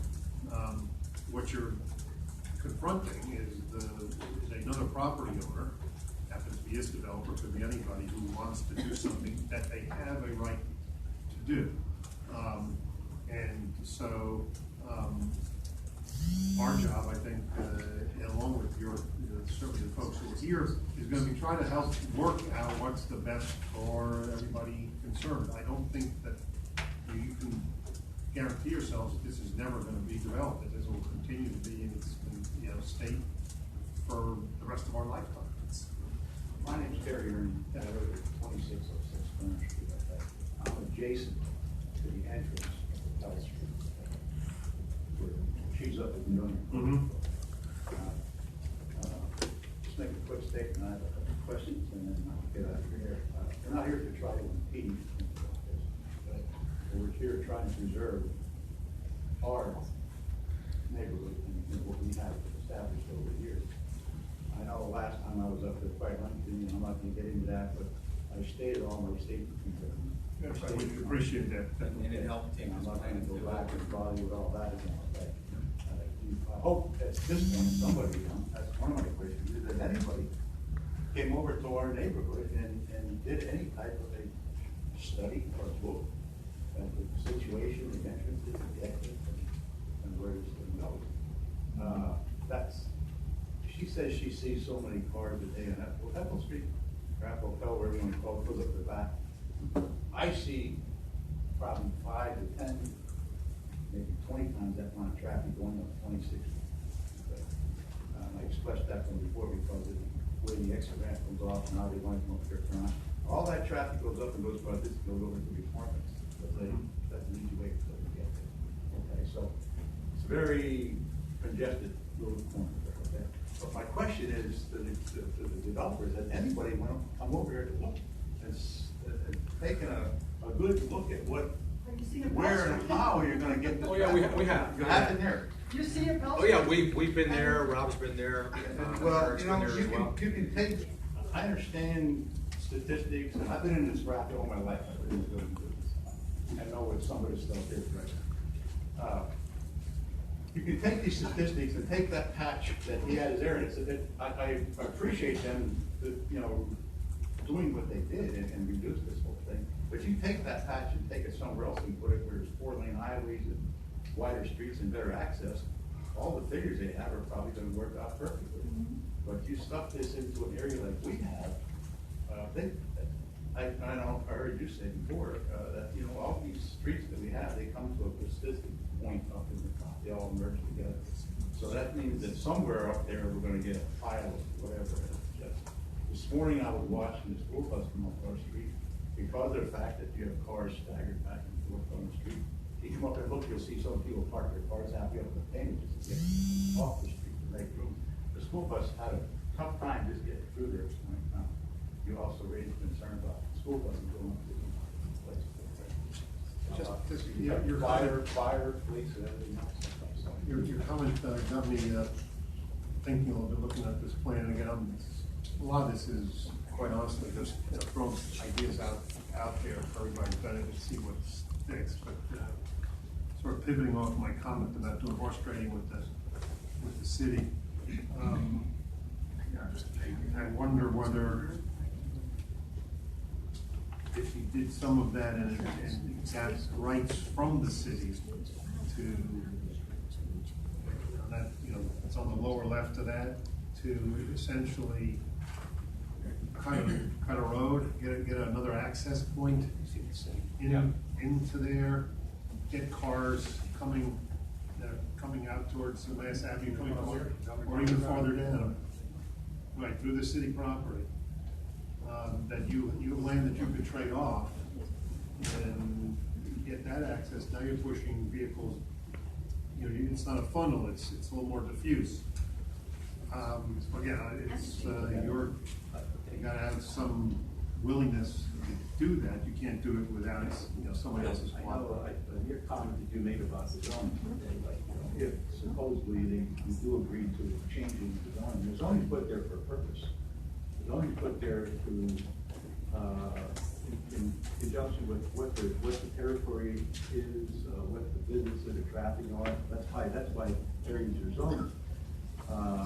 You also have I don't know if anybody even looked at the soil content and stuff that's on that hill. I mean, as far as where it goes for building stuff, I did not, that's another question, but I'm just gonna get back to your question about the zoning. Suppose you do rezone or do some rezoning and this thing goes through to a point, okay, and then it's walked away. Who are we going to come back to? I know that you heard him say that, yes, you're stuck with the problems too, but we're stuck with the problems when you live there. Well, that's the conundrum, and that's why, the question was posed in terms of, do you want to get this rezoned, or you can ask for a variance? The rezoning is what opens it up to anybody. I appreciate A variance is plan specific. Developers they have to make that call. Variance requires a higher standard typically than, at least different analysis than rezoning does. My only other question is, and then I'll get out of here, is what do you think that doing this would be have effect on the property value that we have right now?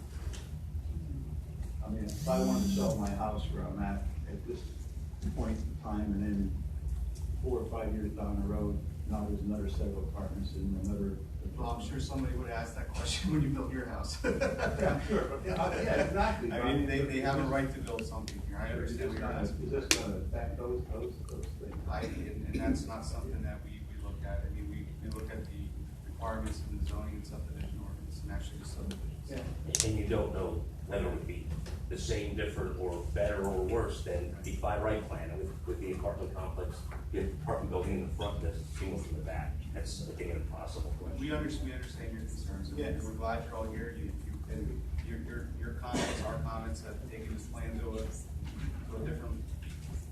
Yeah, I mean, we honestly did. I mean, we listened, and I know we as long as we were coming back here with a plan, we're probably going to have folks from the neighborhood showing up and voicing their comments. But we did listen, and we listened to the planning commission and the neighbors, and we tried to do something. I'm sure you would want to be in the same situation. You'd want to be protecting your.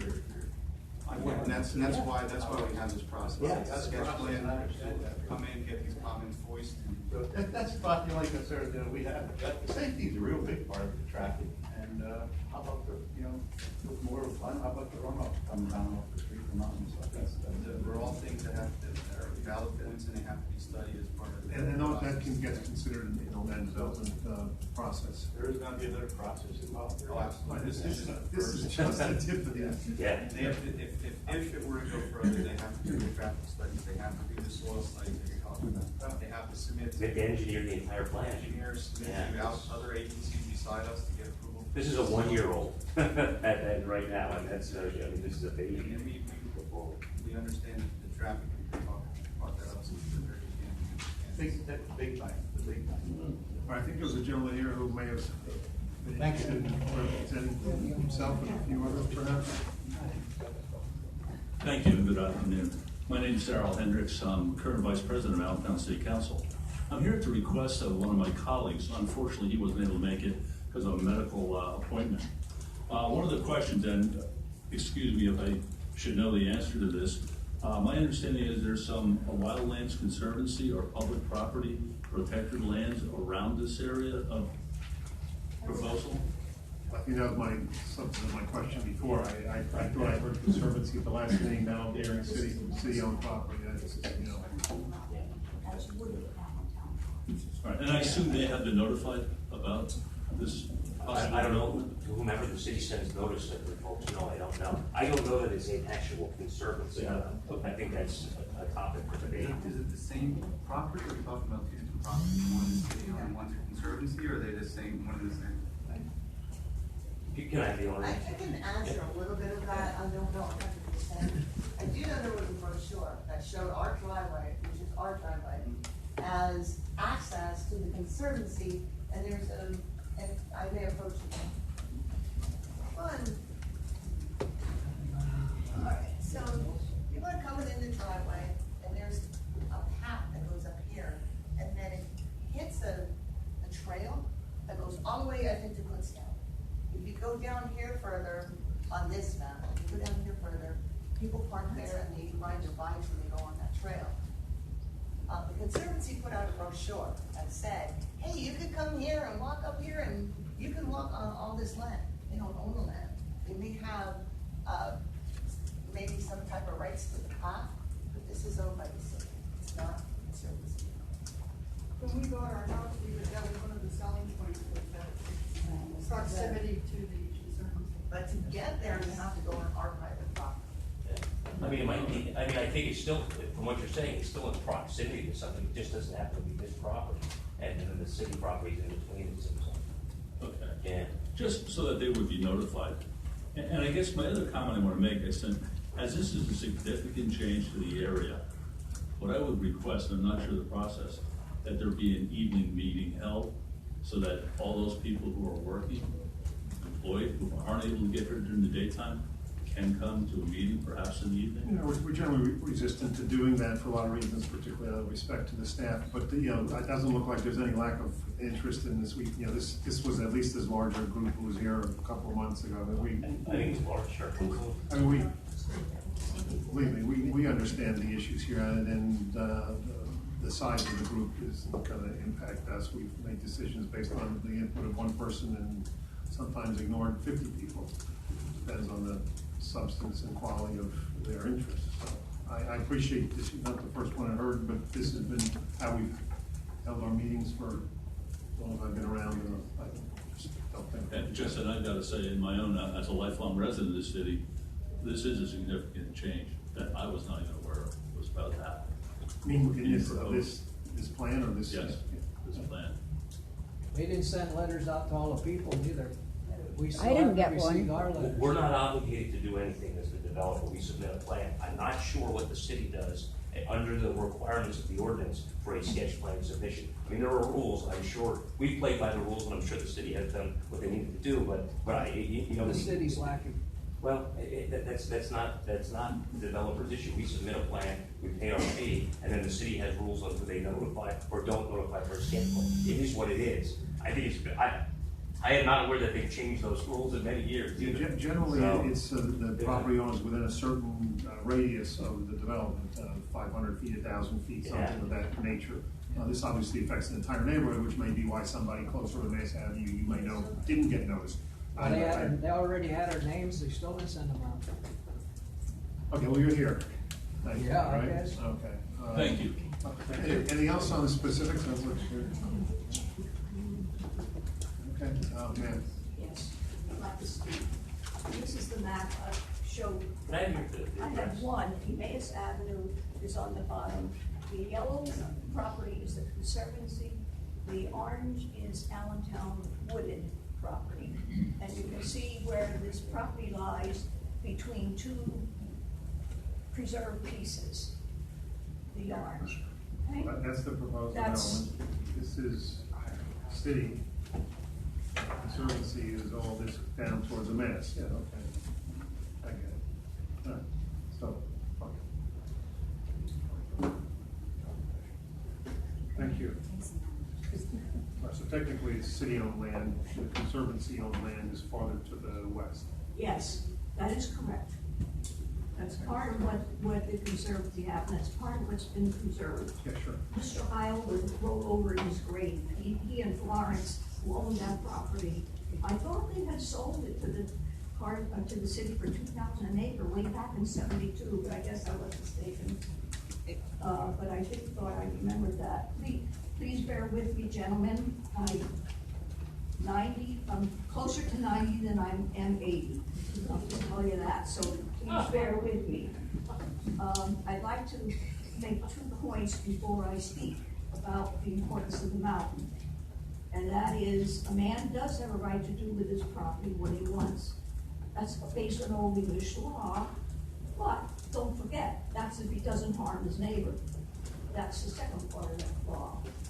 And as far as rezoning is concerned, I believe there's a court precedent in Leavenworth County that if a person buys a property under a zoning, in this case, RL, that can't show a hardship, and he's not grandfathered in, and he's not entitled to his own change. That case was established a few years ago in Southbury Township, on a development on South Mountain on the top, and where they wanted to zone change for medium density down the slopes, and that court case was established. I'll make you aware of that. I did, sometimes you know about it, and I'm sorry if I repeat myself. But the importance of the mountain, this South Mountain has for years, for 1.2 billion years, been a unique green belt. Currently it's been eating away, but it's more than just wildlife, more than just wooded. It's an integral part of our watershed and your water, Allentown water supply, including the section that we're talking about. This is an integral part. And there are many mountains and springs and streams, both underground and surface, that feed down into our watershed to maintain the quality and quantity of the Lehigh Creek.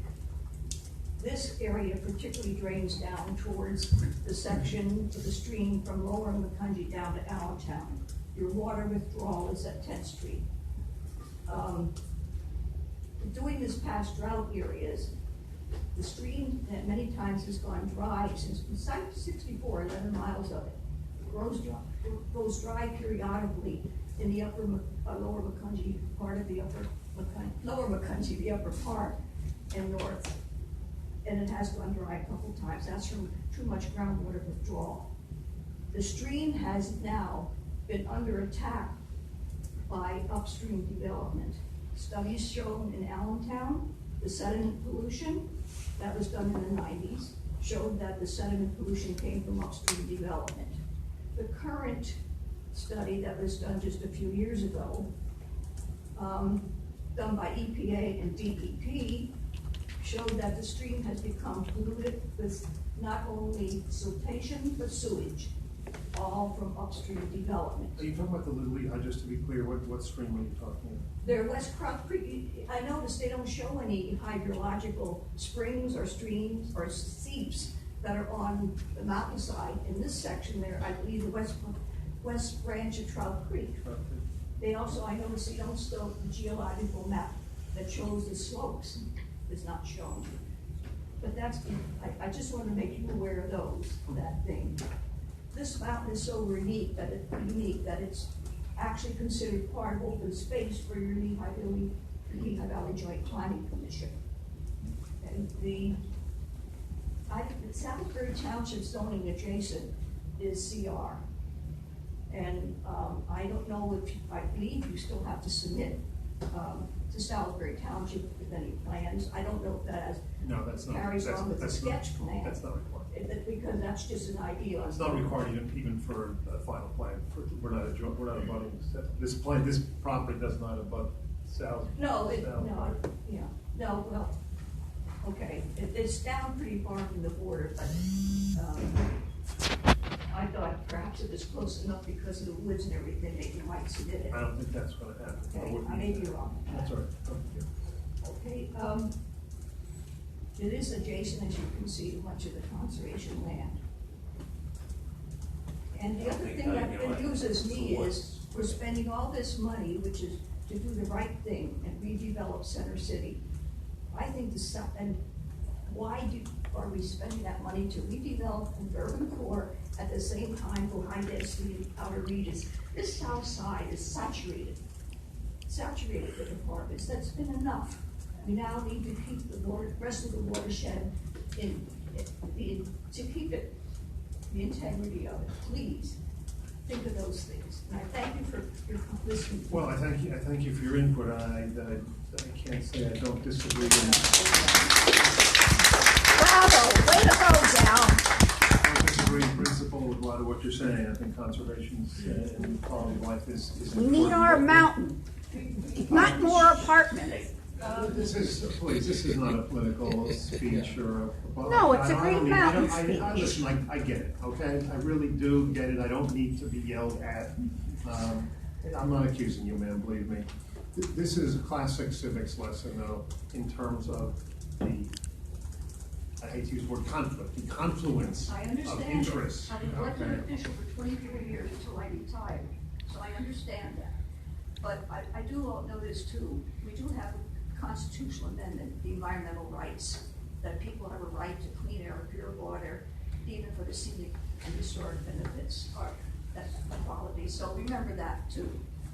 I certainly will endeavor to do so. The question is, you know, these, we got a city councilman, the city council sets the zoning laws, zoning districts. You know, this, we're dealing with a situation where, as it's said several times, whoever owns this property, it could be the lady right there, if she wanted to not go through a developer, wanted to put 40 homes back there, she could. Subject obviously to review of design of streets and things of that sort, but as it stands, that's her right. So we're in the beginning of a process to see where this goes, and I am not ignorant, certainly personally, of all the potential conflicts and colliding interests. So I'll hear from another gentleman here. State your name, please. My name is William Lee. I live at the corner of Randall and 26th Street. And just with regard to traffic, as stated previously, Bell Street is a very narrow street. 26th Street and Randall is going to bear the brunt of that, of all the traffic. Yes, currently. Even as far as construction equipment, those roads aren't going to support in their current state, bringing construction equipment up there. And just as a point of interest, somebody tell me what's the price point of these apartments, homes? If I just rephrase that, is it going to be any low-income housing, or? It's not. It's not. There was a question at the earlier meeting about whether it might be age restricted or not. The developer then, for those who weren't here, wasn't able to tell us at that point. Maybe better said. They examined that and they don't think the age restricted product would work. All right. So that impacts some of the issues in terms of school busing and whatnot. The traffic probably would have been more disparate if they were able to do that, because they're typically less at the peak hour, but we just weren't. So. And just as a final question, I've heard about the rights of the developer and the rights of the city. What about the rights of the existing homes? That's why there's ordinances and rules and laws on how can be developed, the density and the things that can be done. Absolutely. If we object, just doesn't seem to be going anywhere. Well, I guess it all depends on which side of the street you are. This owner would have the same right. Again, I appreciate you all coming out here. This is, you're getting a little window into what we have to deal with on a regular basis. It's not the first area where this has happened in the city or elsewhere. Hi, my name is Diana Fandel. I live at 2434 Southwest 26th Street. I live on the first block, so we will have First block, mean towards the Mass Avenue? off the Mass Avenue. We will have the brunt of all the traffic, even though they can split off to Pell Street or Randall Street, and if they put anything else through. Our thing is like 24-foot wide.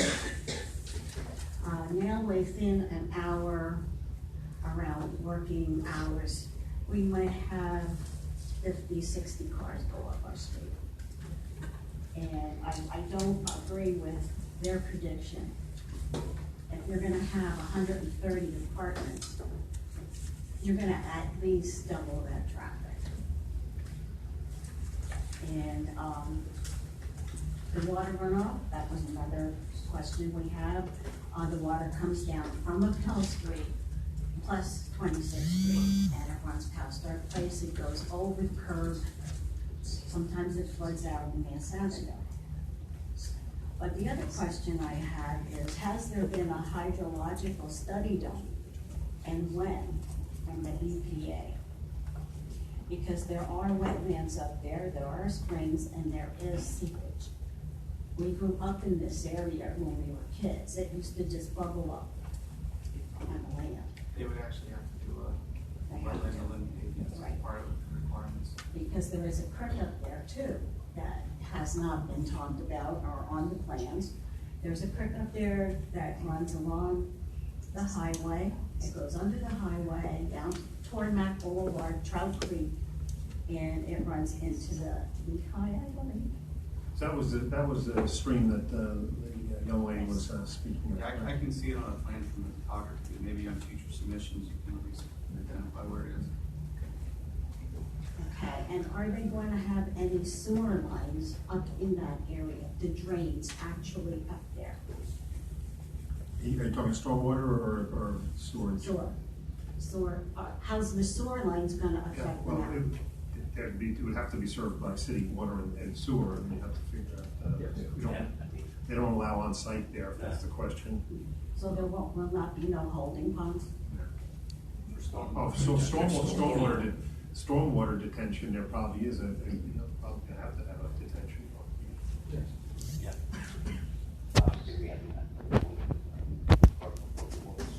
I will point out in the name, if I could, just the question about the stormwater ground, I'm gonna say it's less impervious on the proposed plan than it would be by carving it up into the other lots. So, again, I for what it's worth, there is some method to